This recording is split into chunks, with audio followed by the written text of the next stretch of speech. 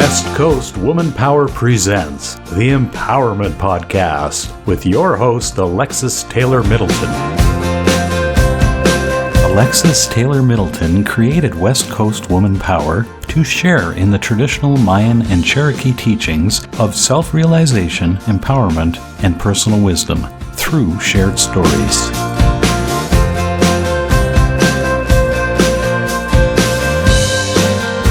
In honor of the unceded traditional and ancestral territories of the Coast Salish people, the Stanaas, Stanemo, and Stanemus nations.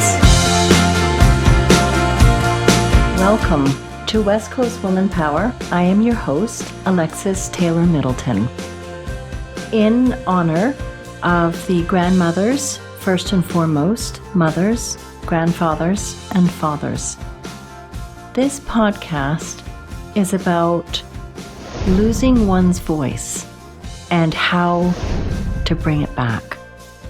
There was a time in my life, especially younger, heading into university, that many times I literally lost my voice. For many times in each year of university, I literally would have strep throat and tonsillitis, and I was not able to speak for days on end. And this carried through even into adulthood. And it was this reoccurring theme of not feeling like my voice mattered. I appreciate growing up. Both of my parents always wanted to hear what I had to say. It was more in my own self. I didn't feel like there was much that I could contribute to people. And when I started having children, that carried on even deeper.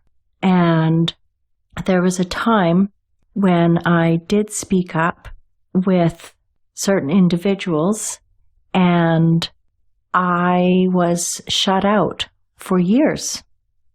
And this pain was absolutely enormous.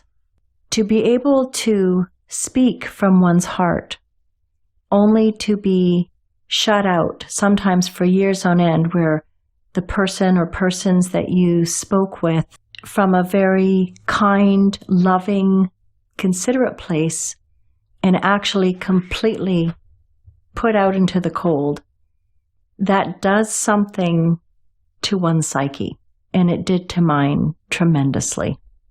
To the point that, again, into adulthood, I literally lost my voice many times.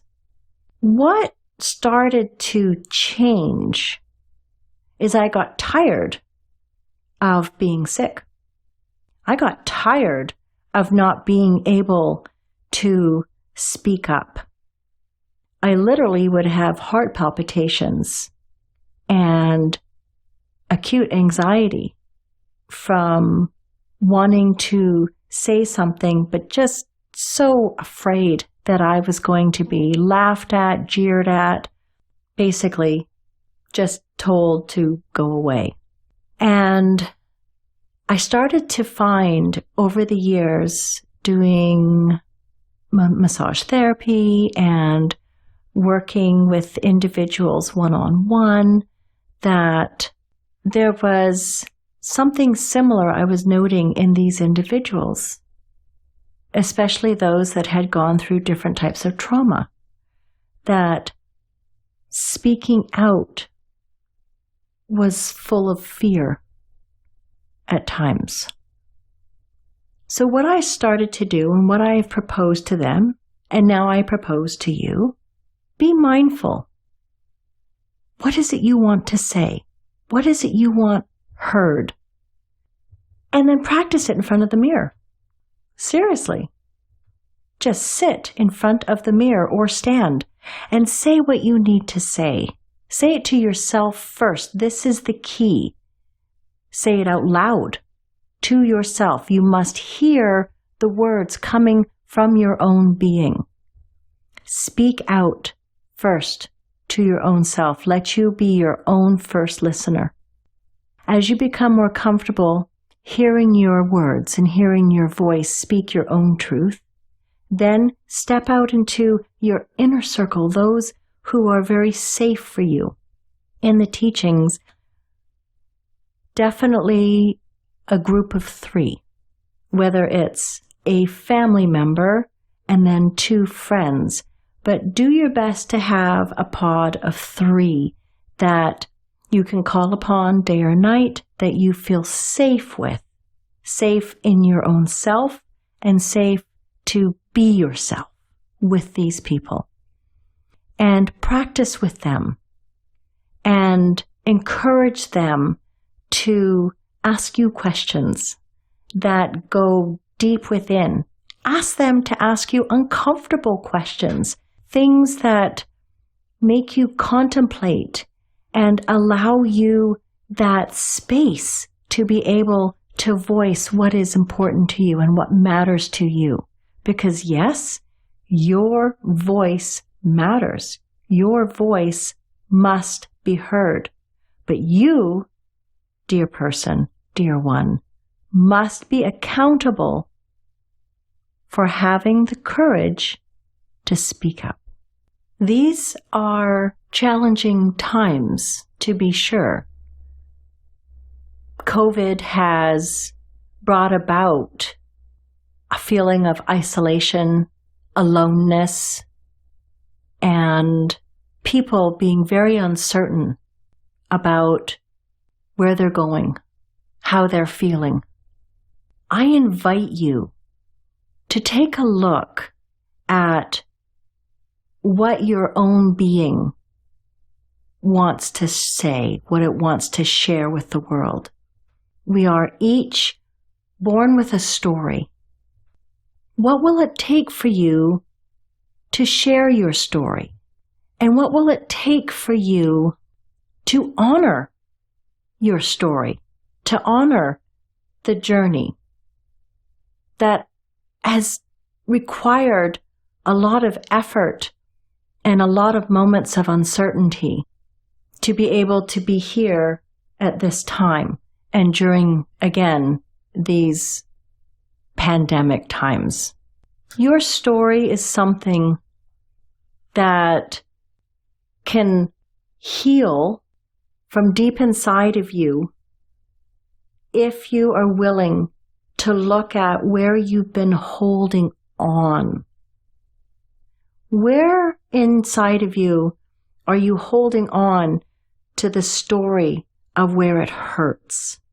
Because what happens is if we do not take a look at where our bodies hurt and where we've been holding within our voice, our bodies actually take on this imprint into different parts of our being.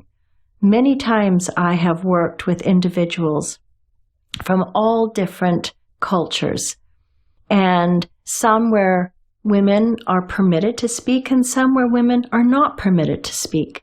Some where men are allowed to show emotion and some where men are forbidden from showing emotion. And what happens is if their story within them needs to come out, but they haven't let it, it starts to sit inside in different parts of the body. And it could be the heart, the lungs, it can be the shoulders, the neck, the throat, as it was in my case, not being able to speak comfortably for a long time. What will it take for you to be able to look at yourself, find people around you that feel safe, and share your story? A way to activate your story, I find, for myself, is through movement. A practice called Qigong is extremely helpful in working with the internal organs within your body. And for me, having had a lot of heart palpitations over the years, before I'm going to speak or because I have spoken and I get these nerves, I have found that doing the Qigong is very helpful and brings me to a calming place, as does breathing, literally taking in 3 or 4 nice, deep, cleansing breaths. In the ancient teachings, it was always the breath would come in through the nose and then be released on a very long exhale through the mouth. This allows the lungs to fill and then to release in the exhale. And doing this a few times, even throughout the day, if you wish, it's a very grounding practice. And it's easy to do, and it's so accessible. You can do it anywhere at any time. And I also urge you to stay hydrated. It was found during the teachings that we had to have quite a bit of hydration, your 6 to 8 glasses of water, or we would have quite a bit of tea at the time, so that your body always had the oxygen that was required for the breath and just to be able to speak. Because if we're dehydrated, we tend to not talk so fully with our mouth. It tends to become dry and can actually help create headaches, among other things. So this is where movement with breath, with Qigong, staying hydrated. And if there are a great deal of nerves that come up because you want to say something, you want to speak your truth, and you want it to be heard, take a walk beforehand. Move your arms, even if it's just half a block, just to feel you're safe and that you have this open space for your being. So as you're moving, you allow the oxygen and the blood flow to go through your body before you need to step up and say something.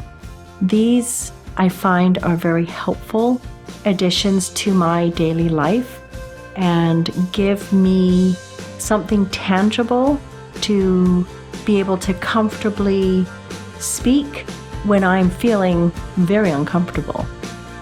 Thank you. And remember always, there is always hope.